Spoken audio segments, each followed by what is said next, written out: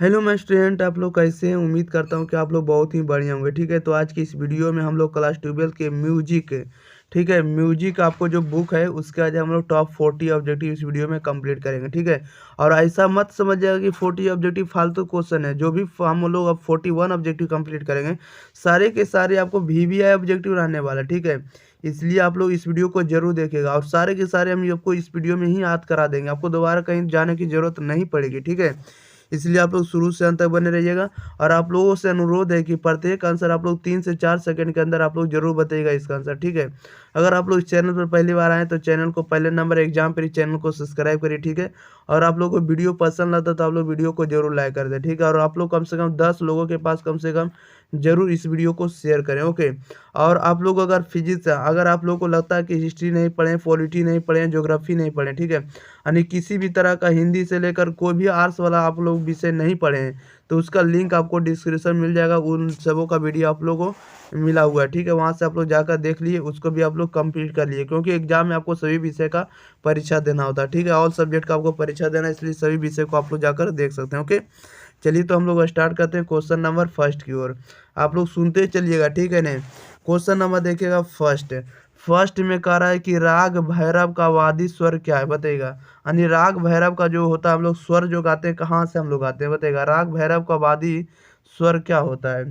तो इसका वादी स्वर होता है गा से। कहाँ से होता है? गा से। राग भैरव जो होता है गा से होता है। ऑप्शन नंबर इसका सी राइट आंसर बन जाएगा। ओके, नेक्स्ट क्वेश्चन की ओर बढ़ जाते हैं। क्वेश्चन नंबर देखिएगा 2, बहुत ही आराम आराम से हम लोग पढ़ेंगे। ठीक है, 2 में कह रहा है कि राग भीम पलासी, राम कह रहा है कि राग भीम पलासी किस थाट का राग है, बताइएगा। राम भीम पलासी किस थाट का राग है?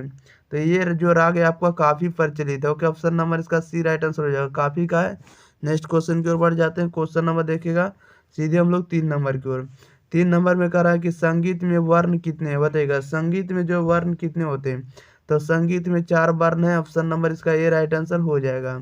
नेक्स्ट क्वेश्चन की ओर हम बढ़ जाते हैं। ठीक है, क्वेश्चन नंबर देखिएगा 4। 4 नंबर में कह रहा है कि स्वरों के ऊपर चढ़ने के क्रम को क्या कहते हैं, बताइएगा। स्वरों के ऊपर चढ़ने के क्रम को क्या कहते हैं? तो स्वरों के ऊपर चढ़ने के क्रम को हम लोग आरोही कहेंगे। क्या कहेंगे? आरोही कहेंगे। Option number A right answer हो जाएगा। ओके, इंक्रीजिंग कहेंगे। नेक्स्ट क्वेश्चन के बढ़ जाते हैं। क्वेश्चन नंबर देखिएगा 5। 5 में कह रहा है कि संगीत, कह रहा है कि संगीत रत्नाकर के लेखक कौन है, बताइएगा। संगीत रत्नाकर के लेखक कौन है? इसका राइट आंसर बताइएगा। तो संगीत रत्नाकर के लेखक आप लोग को पता होगा कि संगीत रत्नाकर के लेखक आपको अहोबल है। कौन है? अहोबल है। ऑप्शन नंबर इसका डी राइट आंसर हो जाए। ओके, अहोबल। नेक्स्ट क्वेश्चन की ओर हम लोग आगे बढ़ते हैं। क्वेश्चन नंबर देखेगा सीधे 6। कह रहा है कि राग देश, कह रहा है कि राग देश जो है किस थाट का राग है? अथवा इसको क्वेश्चन पूछ सकता है कि राग देश किस थाट में आता है। ये भी क्वेश्चन पूछ सकता है, या तो आपसे पूछ सकता है कि राग देश किस थाट से उत्पन्न होता है, बताइएगा। ये तीनों क्वेश्चन आपको एक ही है, लेकिन पूछने का तरीका अलग अलग होगा। ठीक है ना। जो क्वेश्चन नंबर 6 में कहा रहता है कि राग देश किस थाट का राग है, या तो पूछेगा कि राग देश किस थाट में आता है, या तो पूछ सकता है कि राग देश किस थाट से उत्पन्न होता है। तो क्वेश्चन नंबर 6 का राइट आंसर जो होगा, तो राग देश जो था किस थाट से उत्पन्न हुआ है, तो ये हुआ आपको खमाज से। किस में हुआ है? तो खमाज से हुआ। ऑप्शन नंबर इसका क्या हो जाएगा? डी राइट आंसर हो जाएगा। ओके, याद रखिएगा खमाज। नेक्स्ट क्वेश्चन की ओर बढ़ जाते हैं। क्वेश्चन नंबर देखिएगा 7। 7 नंबर में कह रहा है कि ध्रुपद, कह रहा है कि ध्रुपद गायन में किस ताल तालवाद्य का प्रयोग होता है, बताइएगा। कह रहा है ध्रुपद गायन में किस तालवाद्य का प्रयोग होता है? या तो इसको पूछ सकता है कि ध्रुपद जो गायन होता है एक किस प्रकार के तालवाद्य का प्रयोग होता है, बताइएगा। इसका राइट आंसर आप लोग बताइएगा 6 का, सॉरी 7 नंबर का राइट आंसर बताइएगा। तो ये जो प्रयोग होता है ध्रुपद गायन में किस प्रकार के तालवाद्य का प्रयोग होता है, तो ये होता है आपको तबला का। ओके, ऑप्शन नंबर इसका बी राइट आंसर हो जाएगा। तबला वाद्य यंत्र का प्रयोग होता है। नेक्स्ट क्वेश्चन के बढ़ जाते हैं। क्वेश्चन नंबर हम लोग देखते हैं 8 की ओर। 8 नंबर में कह रहा है कि निम्नलिखित रागों में से किसमें दोनों निषाद लगते हैं, बताइएगा। निम्नलिखित रागों में किसमें दोनों निषाद लगते हैं? इसका राइट आंसर बताइएगा। दोनों निषाद लगते हैं, किसमें लगेंगे? तो दोनों निषाद लगते हैं आपको भीम पलासी में। किसमें? भीम पलासी में। ऑप्शन नंबर इसका ए राइट आंसर हो जाएगा। ओके, याद रखेगा जो दोनों निषाद लगेंगे आपको भीम पलासी में, याद रखेगा। Option number A right answer हो जाएगा। क्वेश्चन नंबर देखिएगा 9। 9 में कह रहा है कि उस्ताद फैयाज खां किस घराने से आते हैं, बताइएगा। उस्ताद फैयाज खां किस घराने से आते हैं, तो ये आते हैं आपको आगरा से। कहाँ से आते हैं, आगरा से। Option number A right answer हो जाएगा। नेक्स्ट क्वेश्चन की ओर बढ़ जाते हैं। क्वेश्चन नंबर देखिएगा 10। 10 नंबर में देखिए क्या कह रहा है। कह रहा है कि एक सप्तक में कितनी श्रुतियाँ होती है, बताइएगा। एक सप्तक में कितनी श्रुतियाँ होती है, इसका राइट आंसर बताइएगा। तो एक सप्तक में कितनी श्रुतियाँ होगी, तो 29 श्रुतियाँ होगी। ऑप्शन नंबर इसका ये राइट आंसर हो जाएगा। ओके, एक सप्तक में कितनी श्रुतियाँ, तो 29 श्रुतियाँ। Option number A right answer हो जाएगा। क्वेश्चन नंबर देखिएगा 11। 11 में कह रहा है कि किस ताल में 6 मात्राएं होती है, अथवा या तो पूछ सकता है आपको निम्न में से किस ताल में 6 मात्राएं होती है, बताइएगा। आपको दोनों तरह से क्वेश्चन पूछ सकता है कि किस ताल में 6 मात्राएं होती है, या तो पूछ सकता है आपको निम्न में से किस ताल में 6 मात्राएं होती है, बताइएगा। इसका राइट आंसर क्या हो जाएगा। तो यानी जो 6 मात्राएं जो होती है आपको दादरा में होगा, क्या होगा, दादरा में। ऑप्शन नंबर इसका बी राइट आंसर हो जाएगा। ओके, दादरा याद रखिएगा। Option number B right answer हो जाएगा। नेक्स्ट क्वेश्चन की ओर बढ़ जाते हैं। क्वेश्चन नंबर देखिएगा 12। 12 में कह रहा है कि झपताल में कितनी मात्राएं होती है, बताइएगा। झपताल में कितनी मात्राएं होती है, तो झपताल में कितनी मात्राएं होगी, तो झपताल में आपको 10 मात्राएं होगी। कितनी मात्राएं, 10 मात्राएं। Option number A right answer ही हो जाएगा। ओके, नेक्स्ट क्वेश्चन की ओर बढ़ जाते हैं। क्वेश्चन नंबर देखिएगा आपको 13। 13 नंबर में कह रहा है कि राग के साथ राग के केदार का वादी स्वर क्या होगा, बताइएगा। राग कह रहा है कि राग केदार का वादी स्वर क्या होगा, इसका राइट आंसर बताइएगा। तो इसका वादी स्वर होगा आपको माँ होगा, क्या होगा, माँ होगा। Option number A right answer हो जाएगा। ठीक है, आप लोग को चिंता करने की कोई बात नहीं। ठीक है, इसका पीडीएफ आप लोग को टेलीग्राम चैनल पर फ्री में अपलोड करा दिया था। ठीक है, वहाँ से आप लोग जाकर फ्री में इसको डाउनलोड कर आप लोग आराम से पढ़ सकते हो। ओके, नेक्स्ट क्वेश्चन की ओर बढ़ जाते हैं। क्वेश्चन नंबर देखिएगा 14। 14 में कह रहा है कि राग बिहाग का साम्यवादी है, बताइएगा।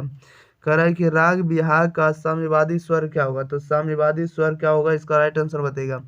राग बिहाग का साम्यवादी स्वर क्या होगा, तो नी होगा, क्या होगा, नी होगा। Option number A right answer हो जाएगा। ओके, याद रखिएगा। नेक्स्ट क्वेश्चन के बढ़ जाते हैं। क्वेश्चन नंबर देखिएगा 15। कह रहा है कि राग भीम पलासी का गायन समय क्या है, बताइएगा। राग भीम पलासी का गायन समय क्या होगा, तो इनका गायन समय आप लोग बताइएगा। राग भीम पलासी का गायन समय क्या होता है, इनका गायन समय जो होगा आपको रात्रि समय होगा, क्या होगा, रात्रि में गाया जाता है। याद रखिएगा। ऑप्शन नंबर क्या हो जाएगा, सी राइट आंसर हो जाएगा। नेक्स्ट क्वेश्चन की ओर बढ़ जाते हैं। क्वेश्चन नंबर देखिएगा 16। 16 में कह रहा है उस्ताद अब्दुल करीम खां किस घराने से आते हैं, बताइएगा। उस्ताद अब्दुल करीम खां किस घराने से आते हैं, इसका राइट आंसर बताइएगा।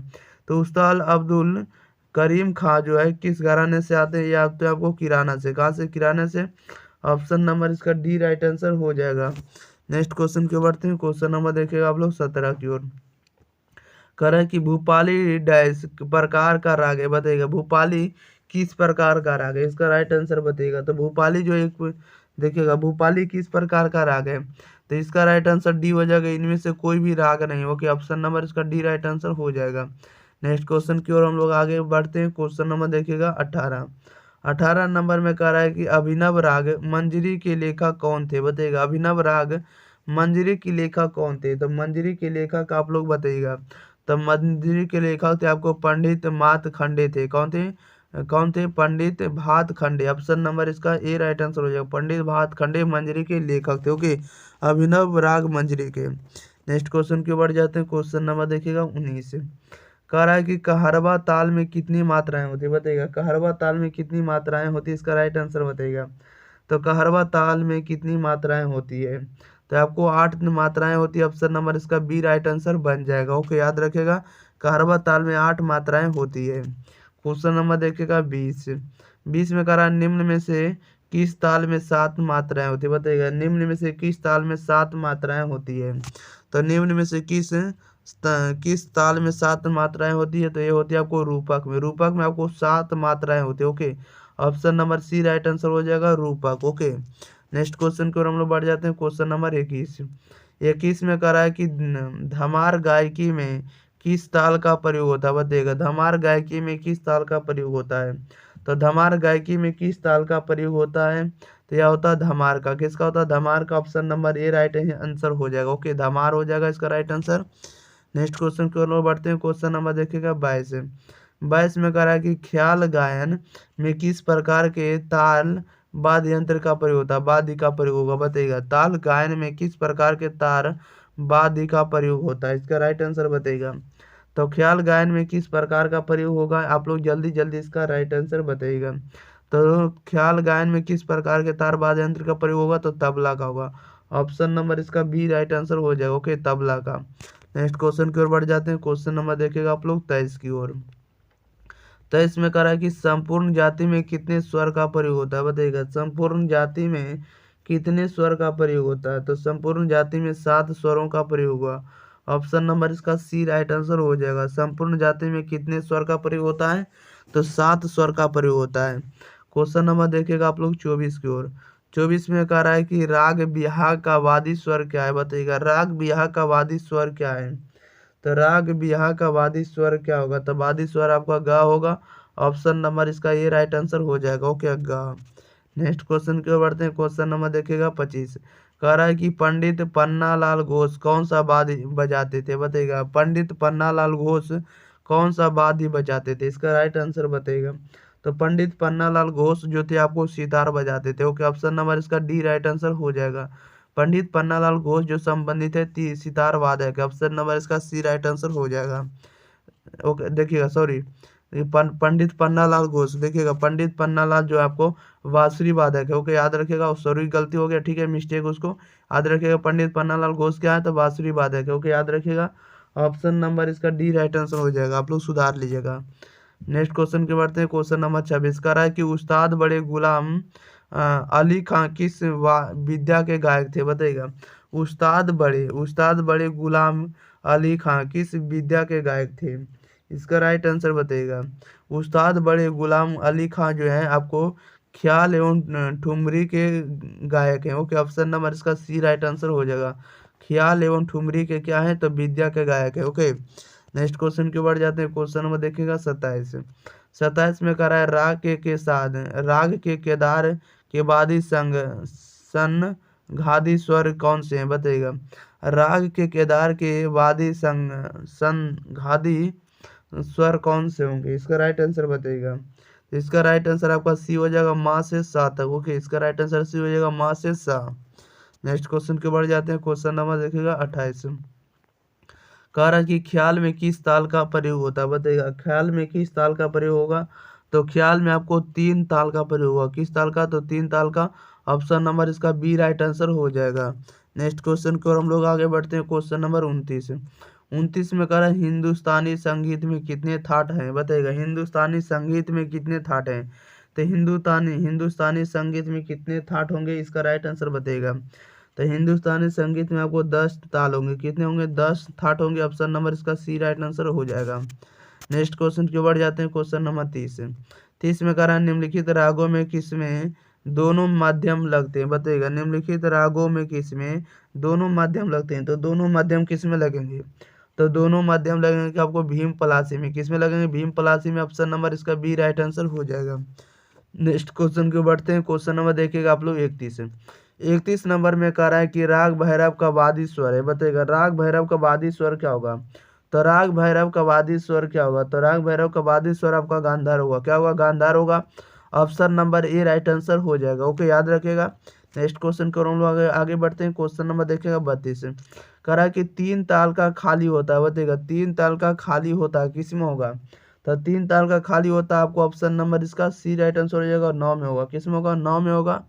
नेक्स्ट क्वेश्चन की ओर आगे बढ़ते हैं। क्वेश्चन नंबर देखिएगा 33। 33 में कह रहा है कि ताल कहरवा का प्रयोग होता है, बताइएगा। ताल कहरवा का प्रयोग होता है हम लोग किस में करेंगे, तो ताल कहरवा का प्रयोग कहाँ करेंगे, तो हम लोग करेंगे सुगम संगीत में, किस में करेंगे, सुगम गणित में, सॉरी सुगम संगीत में, ओके, याद रखिएगा, सुगम संगीत में। ऑप्शन नंबर इसका सी राइट आंसर बन जाएगा, ओके। नेक्स्ट क्वेश्चन के बढ़ते हैं। क्वेश्चन नंबर देखिएगा 34। कह रहा है कि रूपक ताल में कितनी मात्राएं होती है, बताइएगा। रूपक ताल में कितनी मात्राएं होती है, तो रूपक ताल में आपको 7 मात्राएं होती है। ऑप्शन नंबर इसका बी राइट आंसर हो जाएगा, ओके, याद रखिएगा। Option number B right answer हो जाएगा। क्वेश्चन नंबर देखिएगा 35। 35 में कह रहा है कि राग भैरव का गायन समय क्या है, बताइएगा। राग भैरव का गायन समय क्या होता है, राग भैरव का गायन समय क्या होता है, राग भैरव का गायन समय आपका प्रातः काल होता है, क्या होता है, प्रातः काल होता है। Okay, option number A right answer हो जाएगा। मॉर्निंग टाइम में आपको राग भैरव गाया जाता है। ओके, याद रखिएगा। नेक्स्ट क्वेश्चन के बढ़ जाते हैं। क्वेश्चन नंबर देखिएगा 36। कराए कि ध्रुव पद में किस ताल का प्रयोग होता है बताइएगा। या तो पूछ सकता है कि ध्रुव पद में कौन सा ताल बजता है बताइएगा, या तो बजाते कर सकते हैं इसको। ठीक है, करा कि ध्रुव पद में कौन सा ताल बजाते हैं, या तो ध्रुव पद में किस ताल का प्रयोग हम लोग करेंगे। इसका राइट आंसर बताइएगा। तो हम लोग करेंगे चौताल का। किसका करेंगे? चौताल का। Option number A right answer हो जाएगा। ध्रुव पद में कौन सा ताल बजाएंगे तो आपको चौताल। Option number A right answer हो जाएगा। क्वेश्चन नंबर देखिएगा आप लोग 37 नंबर की ओर। 37 नंबर में कह रहा है कि राग भीम पलासी का संवादी स्वर क्या है बताइएगा। राग भीम पलासी का संवादी स्वर क्या होगा? तो राग भीम पलासी का संवादी स्वर क्या होगा? तो यह होगा सा होगा। क्या होगा? सा होगा। Option number A right answer हो जाएगा। नेक्स्ट क्वेश्चन की ओर बढ़ते हैं। क्वेश्चन नंबर देखिएगा 38। कह रहा है कि राम भीम पलासी की जाति क्या है बताइएगा। राम भीम पलासी की जाति क्या है? राम भीम पलासी की जाति क्या होगा? इसका राइट आंसर बताइएगा क्या हो जाएगा। तो 38 का राइट आंसर सी हो जाएगा। ओके, कह रहा है कि ऑर्डर संपूर्ण होगा। क्या होगा? ऑर्डर संपूर्ण। ऑप्शन नंबर इसका सी राइट आंसर बन जाएगा। नेक्स्ट क्वेश्चन की ओर बढ़ते हैं। क्वेश्चन नंबर देखिएगा 39। 39 में कह रहा है कि औरव जाति में कितने स्वर व्यवहार होते हैं बताइएगा। औरव जाति में कितने स्वर व्यवहार होते हैं? इसका राइट आंसर बताइएगा। तो औरव जाति में कितने स्वर व्यवहार करेंगे? तो इसमें करेंगे बताते हैं। देखिएगा, इसमें हम लोग 5 करेंगे। कितने करेंगे? 5। Option number C right answer हो जाएगा। याद रखिएगा। नेक्स्ट क्वेश्चन की ओर हम लोग आगे बढ़ते हैं। क्वेश्चन नंबर देखिएगा 40।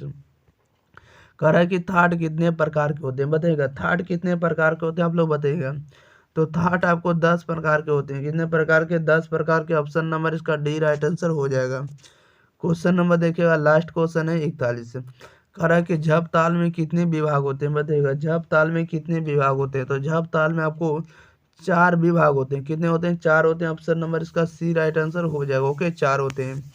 चलिए, तो इस वीडियो में हम लोग आपको 41 के 41 ऑब्जेक्टिव आपको याद करा दिए। ठीक है, आपका भी काम बनता है कि चैनल को सब्सक्राइब करना है। ठीक है, और दोस्तों को वीडियो के पास शेयर करना है, वीडियो को लाइक करना, और आप लोग अपने फीडबैक में जरूर बताएं कि आपको किस तरह की वीडियो आपको बहुत ही जरूरी है। इसलिए आप लोग कमेंट बॉक्स में जरूर बताएं। ठीक है, ताकि हम उस पर आप लोगों को कंटेंट बनाकर दे सकें। Okay, thank you for watching this video. मिलते हैं अगली वीडियो के साथ। थैंक यू, धन्यवाद।